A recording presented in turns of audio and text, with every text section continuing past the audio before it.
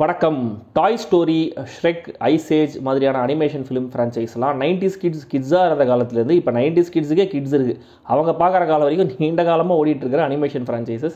அதே மாதிரி தான் இந்த கங்ஃபூ பாண்டாவும் 2008 ஆரம்பித்த ஃப்ரான்ச்சைஸ் இன்னும் 16 வருஷமாக இப்போ 16வது வருஷம் 4வது பார்ட்டை ரிலீஸ் பண்ணியிருக்காங்க. இந்த ஃப்ரான்ச்சைஸை பொறுத்த வரைக்கும் முதல் 2 பார்ட் எனக்கு கொஞ்சம் ஒர்க் ஆச்சு. பட் 3வது பார்ட் அவ்வளோ சிறப்பாக எனக்கு பிடிக்கல. ஆக்சுவலாக 3வது பார்ட் பார்த்த ஞாபகம் கூட எனக்கு இப்போ இல்லை. நடுவில் சில அனிமேஷன் சீரிஸ்லாம் வந்துச்சு, அது எனக்கு பெருசாக இன்ட்ரெஸ்ட்டாக இல்லை, அதை நான் கண்டுக்கவும் இல்லை. ஸோ 8 வருஷம் கழிச்சு இந்த 4வது பார்ட்டை இப்போது ரிலீஸ் பண்ணியிருக்காங்க. இந்த சீக்வல் எப்படி இருந்துச்சு அப்படிங்கிறத தெரிஞ்சுக்கிறதுக்கு முன்னாடி சப்ஸ்கிரைப் பண்ணாதவங்க சப்ஸ்கிரைப் பண்ணுங்கள், வீடியோ கீழே கமெண்ட் பண்ணுங்கள், லைக் பண்ணுங்கள், வீடியோவை ஷேர் பண்ணுங்கள்.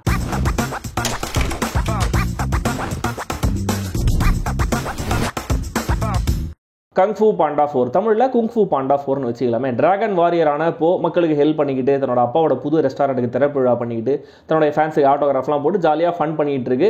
அப்போ மாஸ்டர் ஷீஃபு வரார். ஷீஃபு வந்து போதும், நீ ஃபன் பண்ணதெல்லாம் போதும், நீ டிராகன் வாரியராக இருந்தது போதும், அடுத்த டிராகன் வாரியர் யாருங்கிறத நீ தான் இப்போ செலக்ட் பண்ணி ஆகணும், அடுத்து நீ ஸ்பிரிச்சுவல் லீடராக போயிடணும், ஸோ அடுத்த கட்டத்துக்கு நகர்ந்து போகிற வழியை பாரு, டிராகன் வாரியரை செலக்ட் பண்ணு அப்படின்னு போகிட்ட சொல்கிறாரு. ஆனால் போகுது அது பெரிய உடன்பாடு இல்லை, நான் டிராகன் வாரியராகவே இருந்துக்கிறேன் அப்படிங்கிற மாதிரி சொல்லிகிட்டே இருக்குது. இதே நேரத்தில் கெமிலியான் அப்படிங்கிற ஒரு வில்லியை பற்றி போவுக்கு தெரிய வருது. அதனால மக்களுக்கு பெரிய ஆபத்து இருக்கு அப்படிங்கிறது போவுக்கு தெரிய வருது. இதனால போவும் அந்த கெமிலியான் வில்லியை பற்றி நல்லா தெரிஞ்ச ஜென் அப்படிங்கிற ஒரு நரியும் ஜுனிபர் சிட்டிங்கிற இடத்துக்கு போகிறாங்க. இதுக்கப்புறம் என்ன ஆச்சு அப்படிங்கிறத அந்த கதை.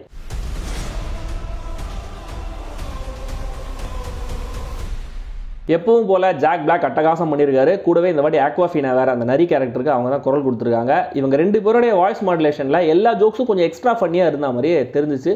வில்லிக்கு வயோலா டேவிஸோடைய குரல் பர்ஃபெக்டாக இருந்தது. அண்ட் இந்த படத்தில் ஜாக்கி சானோடைய குரல் இல்லை அப்படிங்கிறதுனாலையோ என்னவோ ஹான்ஸ் ஜிம்மரும் ஸ்டீவ் மசாராவும் ஜாக்கி சானோடைய பழைய குங்ஃபூ படங்கள் இருக்கு இல்லையா, அந்த மாதிரியான மூட்லேயே இந்த படத்துக்கு பேக்ரவுண்ட் ஸ்கோர் பண்ணியிருந்தாங்க. சூப்பராக இருந்தது. அண்ட் இந்த படத்தில் ஒரு 3 குட்டி கேரக்டர்ஸ் ரொம்ப க்யூட்டாக இருந்துச்சு பார்க்கறதுக்கு. மேபி சமகால குழந்தைங்களுடைய ரெப்ரஸன்டேட்டிவாக அந்த கேரக்டர்ஸ் வச்சுக்கலாம். ஏன்னா எப்போ பார்த்தாலும் வயலன்ஸ் ஏதாவது ரத்த கலரையாக யோசிச்சுட்டே இருக்கும். மேபி நம்ம குழந்தைங்கள்லாம் ஓவராக வயலன்ஸுக்கு எக்ஸ்போஸ் ஆகிட்டாங்க, அதுக்கு டீசென்சிடைஸ் ஆகிட்டாங்க. ஸோ அவங்களுக்கு வந்து வயலன்ஸுங்கிறது தப்பாக தெரியலங்கிறதுக்கான ரெப்ரஸன்டேஷனாக அந்த 3 கேரக்டர்ஸ் நம்ம புரிஞ்சுக்கலாம். அந்த டச் எனக்கு ரொம்ப பிடிச்சது. குழந்தைங்களுக்கு பெரியவங்களுக்கு எல்லாருக்கும் ஃபேவரட்டான ஒரு கேரக்டர். அது என்னெல்லாம் பண்ணுமோ அதை புதுசாக ஒரு செட்டப்பில் புது சூழலில் புது வில்லி புது பிரச்சனையோட அதையே பண்ண வச்சிருக்காங்க. அதெல்லாம் பண்ண வச்சு என்டர்டெயினும் பண்ணியிருக்காங்க இந்த டீம். எனக்கு தெரிஞ்சு டாய் ஸ்டோரிக்கு அடுத்து ஒரு கன்சிஸ்டன்சியை மெயின்டைன் பண்ணுற அனிமேஷன் ஃப்ரான்ச்சைஸ்னா அது இந்த கங்ஃபூ பாண்டா சீரிஸ் தான். நான் ரெண்டுத்தையும் கம்பேர் பண்ணல. ஏன்னா கம்பேர் பண்ணி பேச ஆரம்பிச்சேன்னு வச்சுக்கோங்க, கங்ஃபூ பாண்டா சீரியல் என்கிட்ட சண்டைக்கு வருவீங்க. அதனால் நான் கம்பேர் பண்ணல. பட் அட்டகாசமான அனிமேஷன், இந்த வாய்ஸ் காஸ்ட், அதே வாய்ஸ் காஸ்ட்டை தொடர்ந்து ரீடைன் பண்ணுறது அவங்களும் தொடர்ந்து டெலிவர் பண்ணிட்டு இருக்காங்க. அண்ட் குவாலிட்டியான ஹியூமர், குழந்தைங்க பெரியவங்கன்னு எல்லா வயசு ஆட்களையுமே அட்ராக்ட் பண்ணுறது, இந்த ஃபேக்டர்ஸில் கண்டிப்பாக இந்த கங்ஃபூ பாண்டா சீரிஸ் ஒரு ஸ்டாண்டர்டை மெயின்டைன் பண்ணிட்டு இருக்கு. ஸோ இந்த பார்ட்லையும் நான் சொன்ன எல்லா விஷயங்களையும் அதே ஸ்டாண்டர்டை தொடர்ந்து மெயின்டைன் பண்ணிட்டே வராங்க. நல்ல கலர்ஃபுல்லான விஷுவல்ஸ், ஏதாவது ஒரு விஷயம் ஏதோ ஒரு ஆக்ஷன் நடந்துகிட்டே இருக்கு. ஸோ கண்டிப்பாக குழந்தைங்களை இது என்கேஜ் பண்ணும். சட்டுன்னு மைண்டில் மைக்கேல் மதன காமராஜன் படத்துடைய கிளைமேக்ஸை ஞாபகப்படுத்துகிற அந்த மலை உச்சியில் இருக்கிற பார்ல நடக்கிற அந்த ஃபைட் சீக்வன்ஸ், அந்த ஜுனிபர் சிட்டி உள்ள நடக்கிற அந்த சேசிங் சீக்வன்ஸ், அந்த வில்லியோட கோட்டைக்குள்ள போகிற அந்த ஆக்ஷன் சீக்வன்ஸ், இது 3மே இந்த படத்தோட ஹைலைட்டாக இருக்கு. இது இப்படி தான் இருக்குங்கிற ஒரு மைண்ட் செட்டோட போனீங்கன்னா கண்டிப்பாக ஸ்டார்ட் டு எண்ட் இந்த படத்தை நீங்கள் என்ஜாய் பண்ணுவீங்க. அதுவும் இல்லாமல் விஷுவலா, ஸ்லாப்ஸ்டிக்கா, டயலாகா படம் முழுக்க ஃப்ரீக்வெண்ட் இன்டர்வல்ஸில் ஹியூமர் வந்து நம்மளை சிரிக்க வச்சுட்டே இருக்கு. எல்லாமே க்ளீனான ஹியூமர் தான்.